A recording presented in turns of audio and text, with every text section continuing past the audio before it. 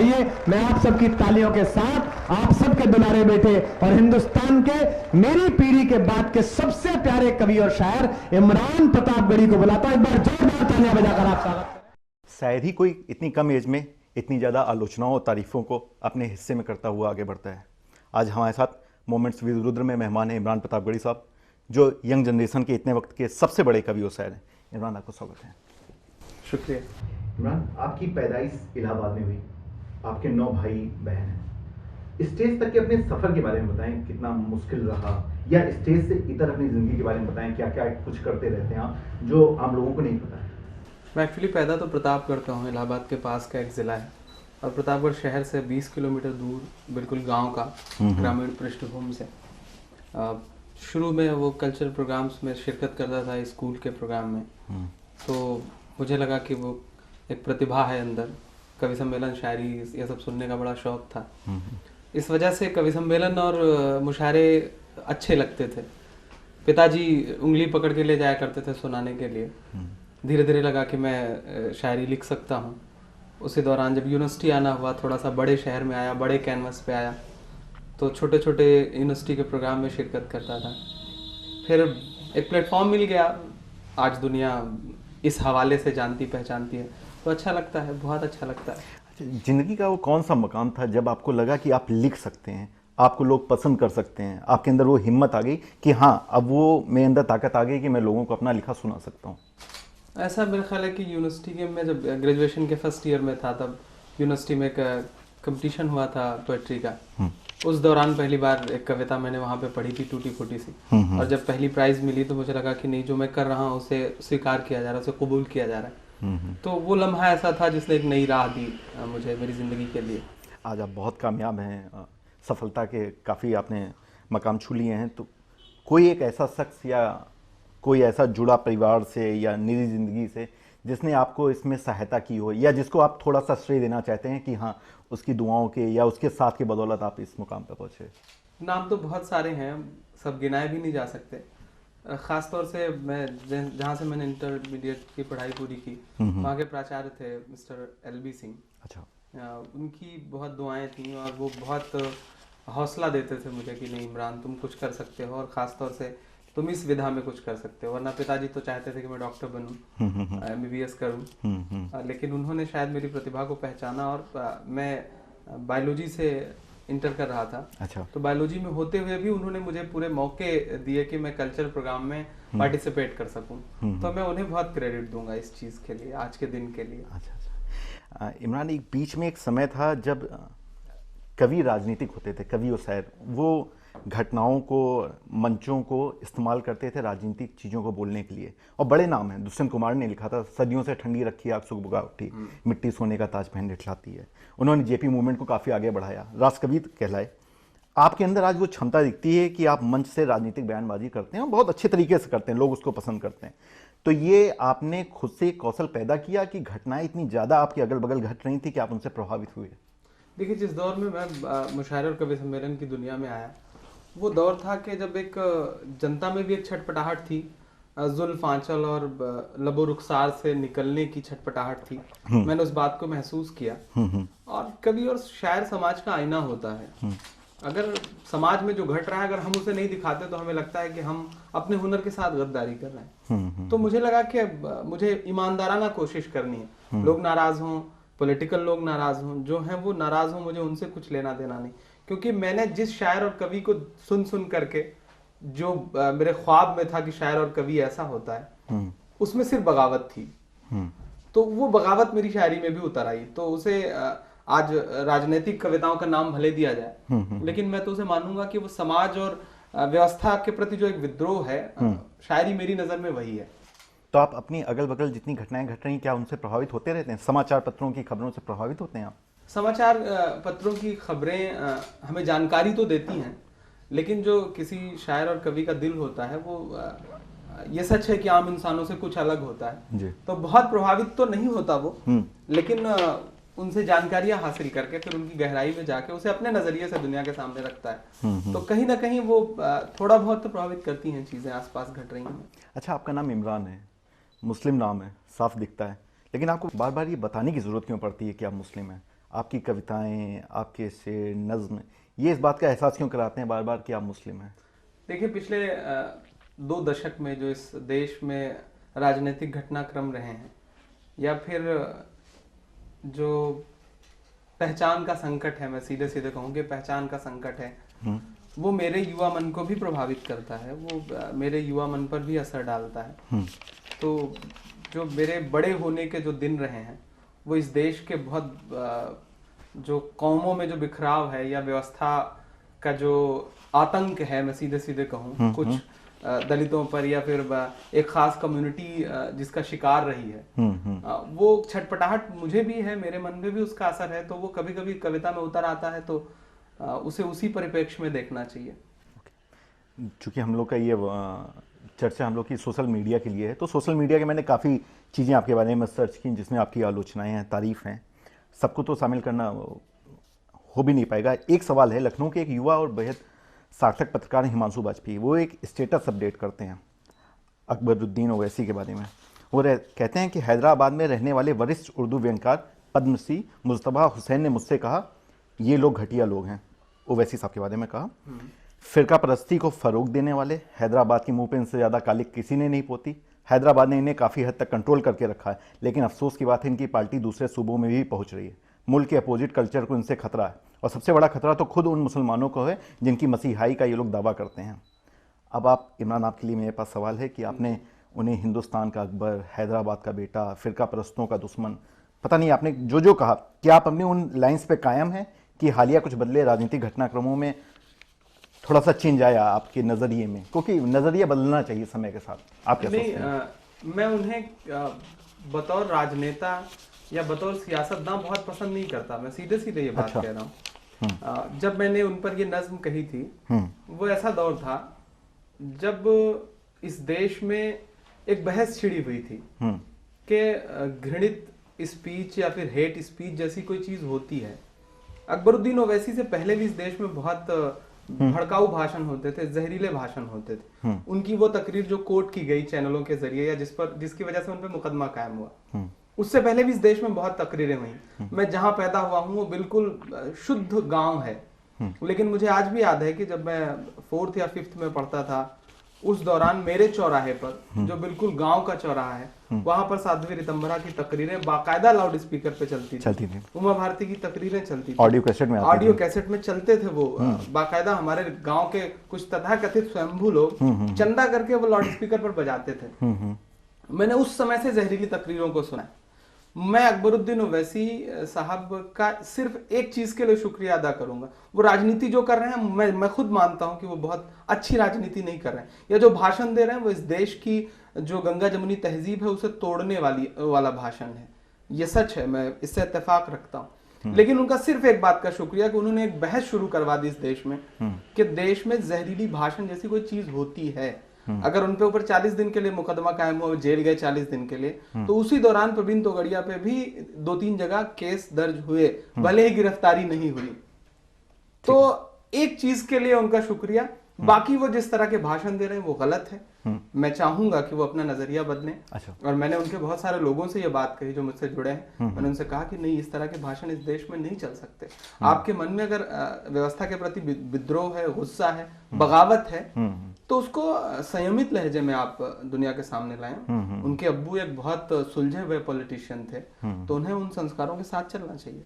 मुझे भी ऐसा लगता है कि आप जिस धर्म में पैदा हुए हैं, अगर आप उसकी तारीफ कर रहे हैं तो दिक्कत वहां से नहीं होती है। दिक्कत तब शुरू होती है जब आप दूसरों को गाली देना शुरू करते हैं। जाहिर सी बात है। आपकी एक तारीफों के तो पुलिंदे मेरे पास बहुत ज़्यादा हैं, लेकिन मैं एक न्यूज़ टुडे टाइम के एक मैगजीन का एक पेज उठाता हूँ।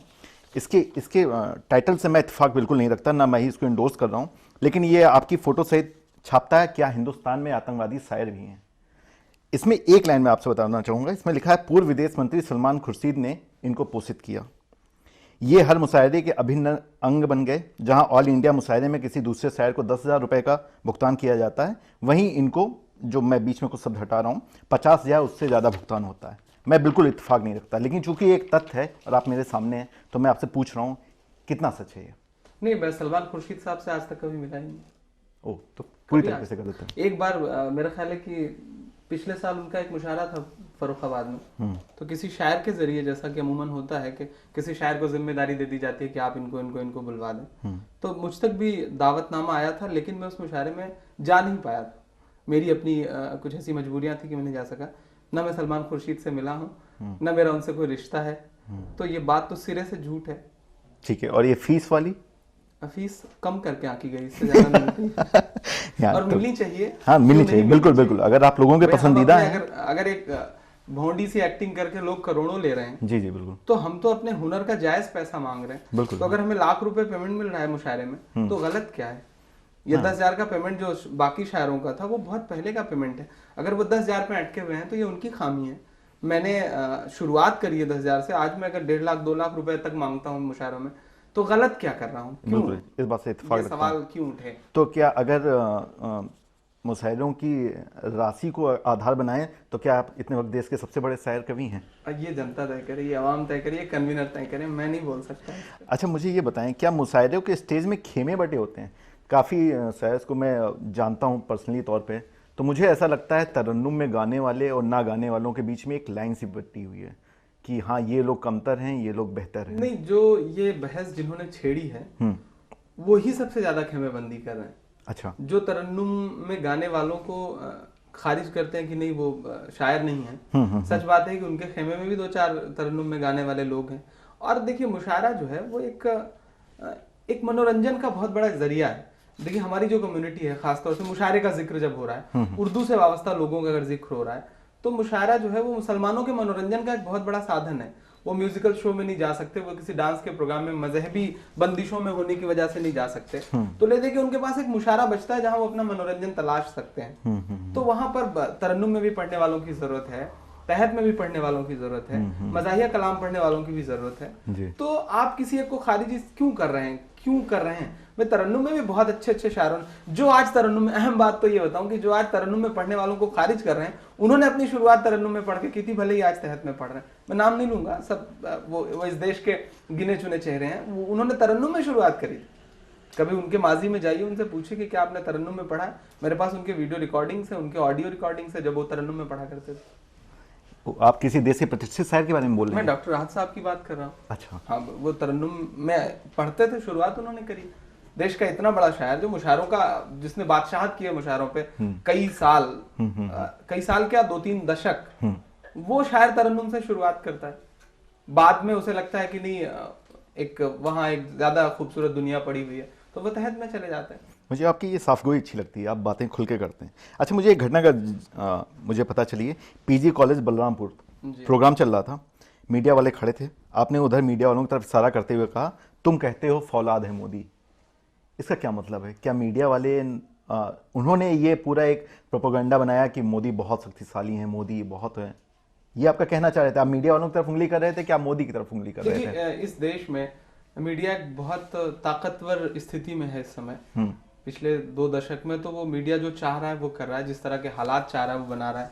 अन्ना हजारे के आंदोलन से लेकर के और देश की नई सरकार बनने तक मीडिया ने बहुत बड़ी भूमिका अदा की है। अच्छा। तो इसमें कोई दो राय नहीं कि मीडिया ने जिस तरह का ताना बाना बुना पिछले 3 साल में, 2 साल में, और जिस तरह से मोदी को महिमा मंडित करने की कोशिश की गई। आज आप सोचिए कि एक इंसान जो गुजरात दंगों में सीधे सीधे, भले ही अदालतें न माने, लेकिन देश का हर अच्छा नागरिक मानता है कि कहीं ना कहीं से बतौर शासक आपकी जिम्मेदार, अगर आज उत्तर प्रदेश में हुए मुजफ्फरनगर के दंगे के लिए यही मीडिया अखिलेश को दोषी मानती है, तो फिर गोधरा हुआ, कोई भी मरा, हिंदू मरा, मुसलमान मरा, उसके बाद गुजरात हुआ, पूरा का पूरा गुजरात हुआ, तो उसके जिम्मेदार वहां के शासक को आप क्यों नहीं मानेंगे?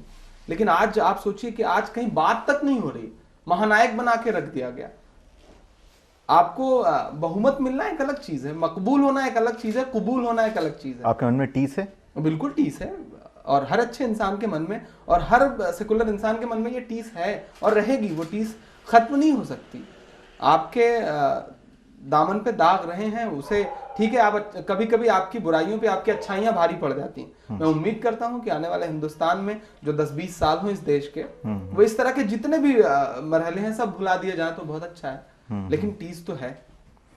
आप जिक्र करते रहते हैं नरेंद्र मोदी का, राज ठाकरे का, तो क्या कोई वैचारिक दुश्मनी है इन लोगों से कि कविताएं लिखते लिखते गुस्सा उम्र किया जाता है? वैचारिक दुश्मनी जैसी चीज मैंने शुरू में कहा कि एक बगावत जैसी बात रही है शुरू से। भाई जिस शख्स के परिवार के मुखिया को इस देश का सुप्रीम कोर्ट 6 साल के लिए वोट देने से प्रतिबंधित कर देता हो, अगर उसे तिरंगे में लपेट करके उसकी शव यात्रा निकलेगी तो बोलना तो पड़ेगा ही ना। हम बोलेंगे, सुनने वाले क्या प्रतिक्रिया देते हैं वो उन पे डिपेंड करता है। इमरान हिम्मत कर रहा है, मैं पढ़ता हूँ। मैं ये नहीं कहता कि वफादार नहीं था, या मुल्क की मिट्टी से उसे प्यार नहीं था, जिसने कभी कानून की इज्जत नहीं किया, इज्जत नहीं किया, जिसने कभी कानून की इज्जत नहीं किया, वो शख्स तिरंगे का तो हकदार नहीं था, वो शख्स तिरंगे का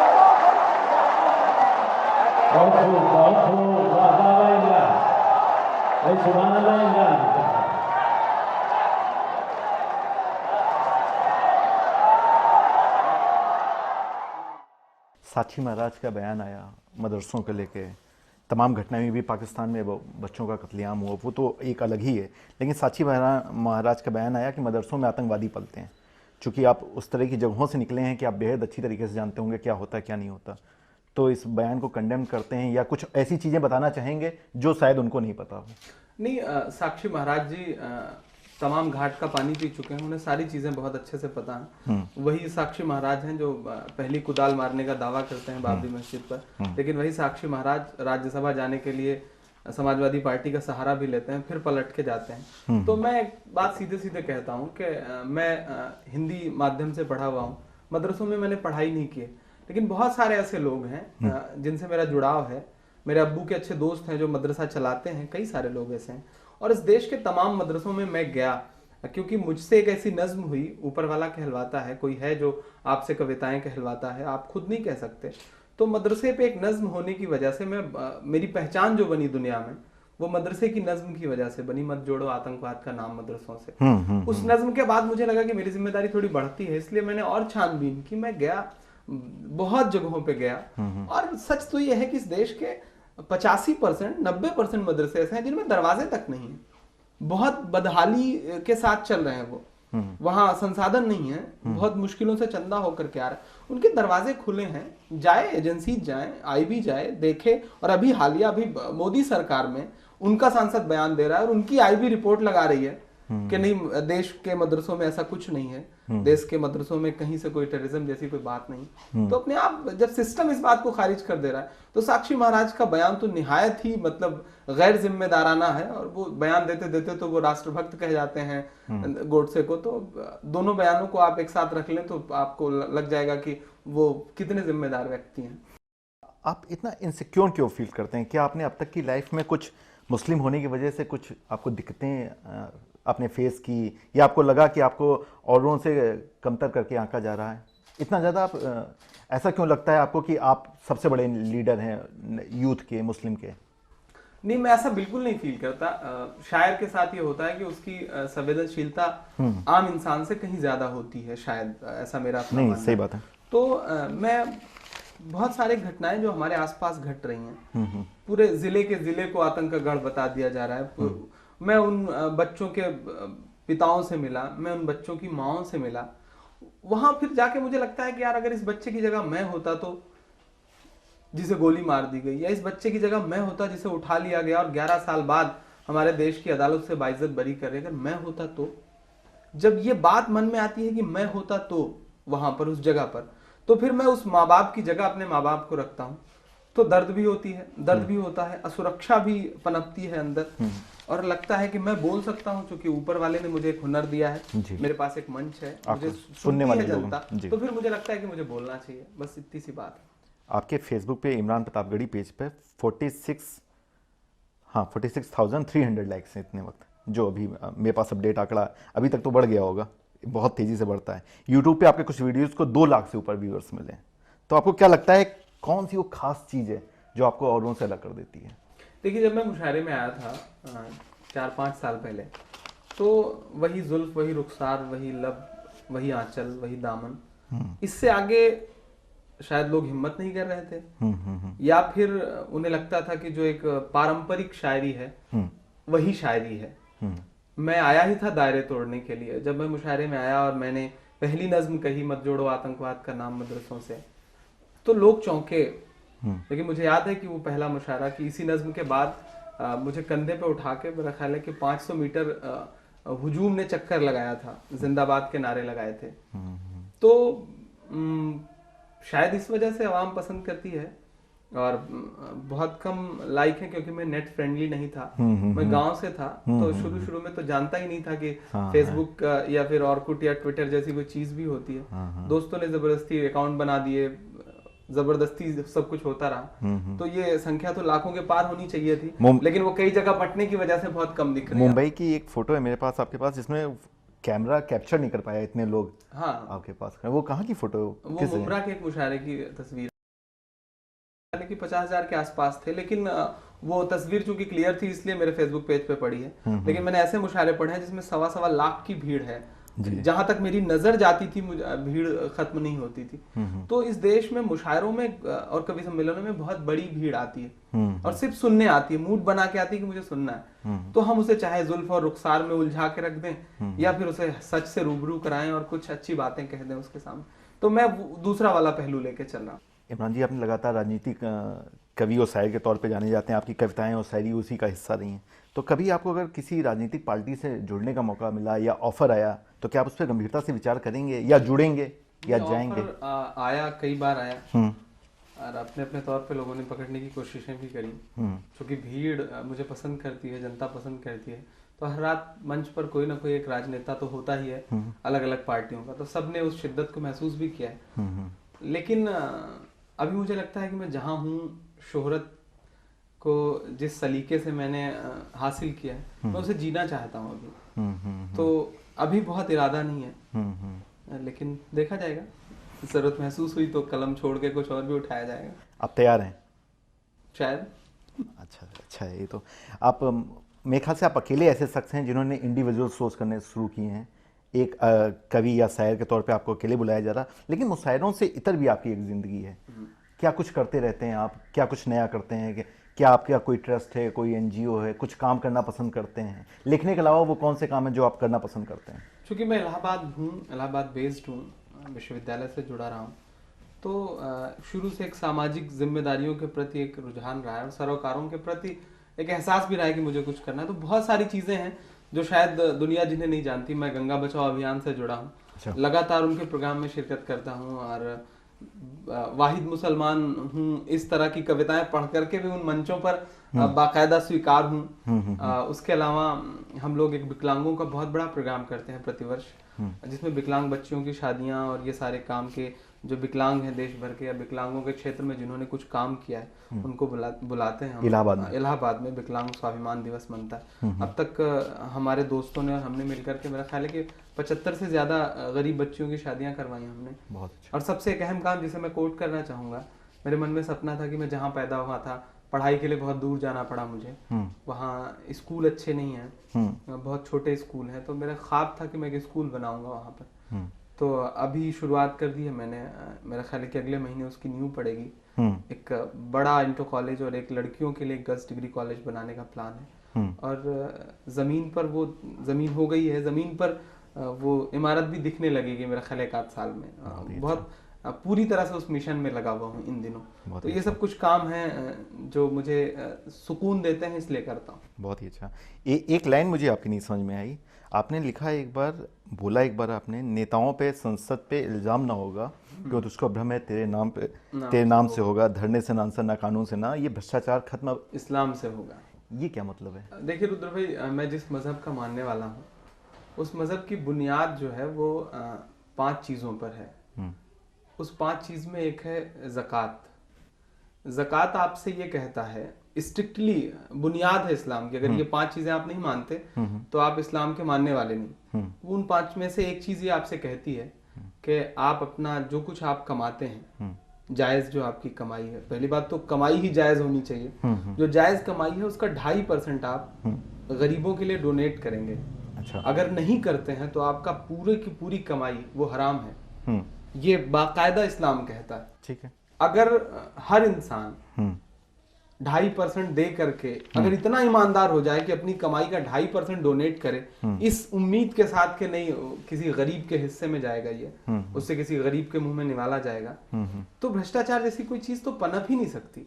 इस्लाम का एक नया पहलू दुनिया देख रही है। मीडिया ने बता दिया कि इस्लाम ये है, इस्लाम ये है, इनके हाथ में बंदूक है तो वो इस्लाम है। नहीं, इस्लाम तो बहुत खूबसूरत सा और बहुत शांति प्रिय मजहब है। अगर इस्लाम तलवार से या इस्लाम बंदूक से फैला होता तो शायद बहुत सारे मुल्क ऐसे हैं जहां कोई गैर मुस्लिम होता ही नहीं, क्योंकि हुकूमतें रही हैं वहां पर। लेकिन वहां कितनी खूबसूरती से और कितनी मोहब्बत से शासन किया है लोगों ने कि टोपियां बिन करके या कुरान पाक लिख करके अपनी आजीविका चलाता था उस वक्त का बादशाह। तो मेरे कहने का मतलब ये है कि इस्लाम को मानने वाले अगर सही से इस्लाम की पाबंदी करने लगे उसके उसूलों की, तो भ्रष्टाचार जैसी कोई चीज तो रह ही नहीं सकती। इस परिप्रेक्ष्य में मैंने ये बात कही थी। अच्छा, ठीक है। आप जिस कवि सम्मेलन जिस स्टेज पे होते हैं वहाँ पे ज़्यादा बड़े नाम देखने में नहीं आते। मुझे याद है कि पहले कुछ समय पहले एक हिंदी के कवि होते थे, उनको स्टेज से हटाने के लिए कुछ कवियों ने 50 लोगों ने सिग्नेचर किया था कि मैं इनके साथ कविताएं नहीं पढ़ूंगा। तो क्या आपके साथ भी कुछ ऐसा है कि लोग आपसे दूर जाते हैं आपकी पॉपुलैरिटी की वजह से, आपकी शायरी की वजह से? कौन सी ऐसी वजह हैं कि जहाँ पे आप जाते हैं आप ही आप रहते हैं? रुद्र भाई देखिए, मैं इतनी देर से आपसे बातचीत कर रहा हूँ, आपको लगा होगा कि मैं वेल मैनर्ड हूँ, वेल कल्चर्ड हूँ, पढ़ा लिखा हूँ, इस देश का एक जिम्मेदार नागरिक हूँ, उसके बाद शायर हूँ। अब जो लोग भाग रहे हैं या जो बड़े नाम मुशायरों में मेरे साथ शिरकत नहीं करना चाहते, उसकी वजह जनता भी समझती है, कन्वीनर भी समझता है। अब मैं क्या कहूँ कि वो क्यों नहीं शिरकत करते। बस मैं तो यही कहूँगा कि आप मेरे बड़े हैं, आप सब आएँ, मैं स्टेज पे बैठ के उन्हें पूरी तरह इज्जत देता हूँ, सारा कुछ है। अब दौर बदलते रहते हैं, कभी आपका दौर था, आज धीरे धीरे मेरा दौर आएगा, कल किसी और का दौर आएगा, तो सबको कबूल करना चाहिए।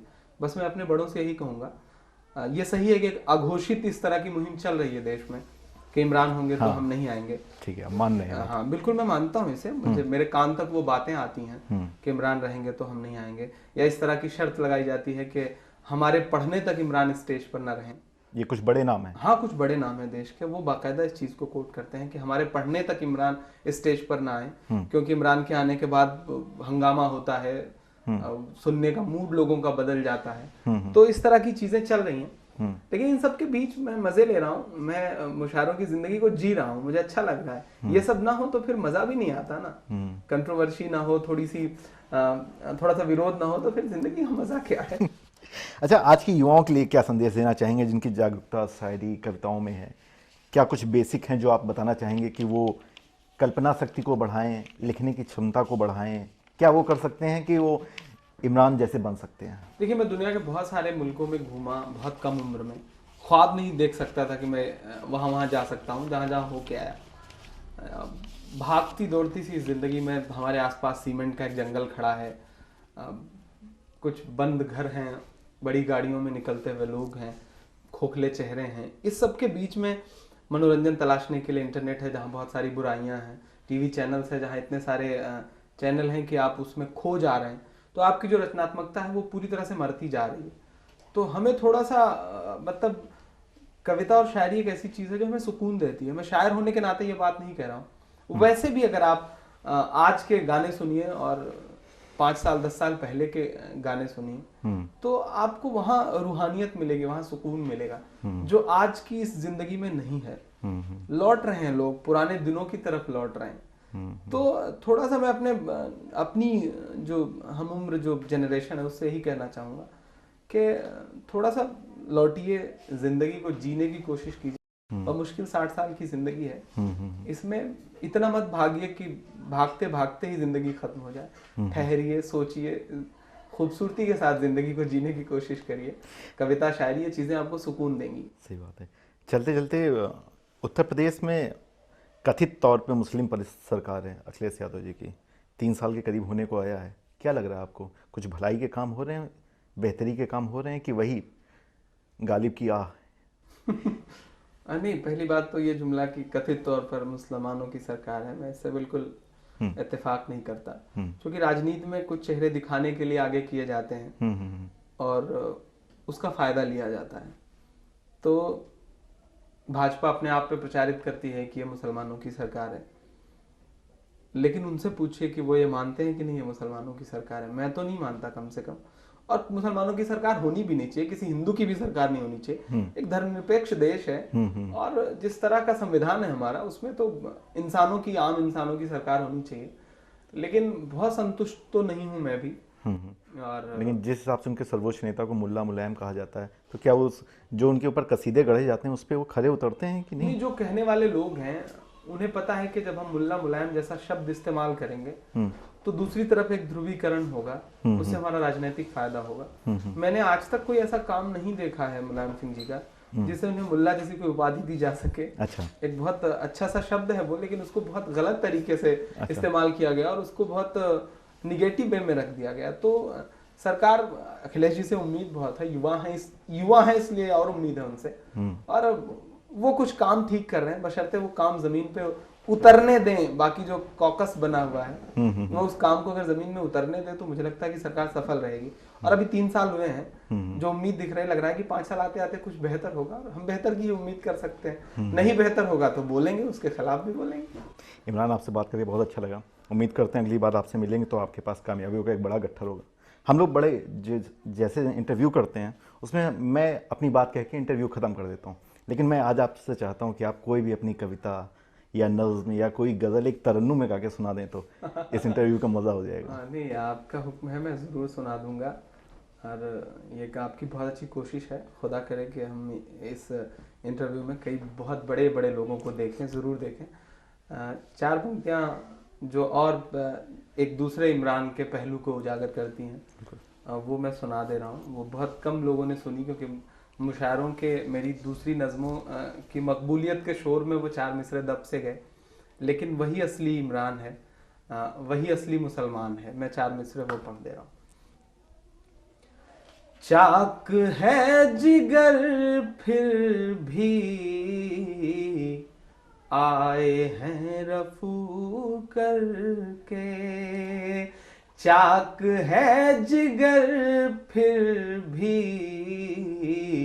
आए हैं रफू करके, जाएंगे हकीकत से तुमको रूबरू करके, प्यार की बड़ी इससे और मिसाल क्या होगी, हम नमाज पढ़ते हैं गंगा में वजू करके, हम नमाज पढ़ते हैं गंगा में वजू करके। यही असली इमरान है, यही असली हिंदुस्तान है। हम सब बस इसी की कल्पना करें और इसी के लिए दुआ करें। शुक्रिया, अच्छा लगा मुझे भी आप सबसे मिलके, और उम्मीद करूंगा कि फिर कभी इसका हिस्सा बनूं।